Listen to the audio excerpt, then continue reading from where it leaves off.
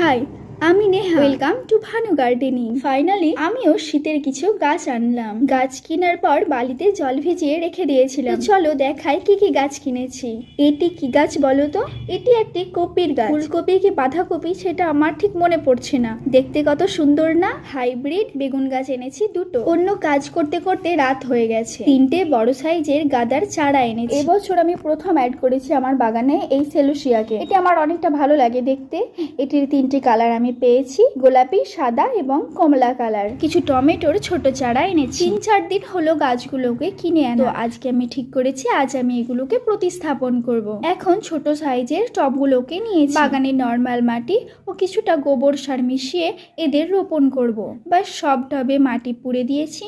এখন জল দিয়ে মাটি ভিজিয়ে দিলাম। অতি সাবধানে ছোট্ট টবগুলো থেকে গাছের চারাগুলোকে আলাদা করে নিলাম। দেখো কতটা শিকড় হয়ে আছে। এখন এক এক করে সেম প্রসেসে সব গাছগুলোকে রোপণ করে দিলাম। তোমরা তোমাদের বাগানে গাছ লাগানো স্টার্ট করেছো কি সেটা নিশ্চয়ই জানাবে। আরো অনেক গাছ কেনা বাকি আছে। আমার শীতের বাগান তৈরির জার্নির সঙ্গে হতে ভানু গার্ডেনিংকে সাবস্ক্রাইব করতে ভুলো না। চলো আজ এত দেখা হবে নেক্সট ভিডিওতে।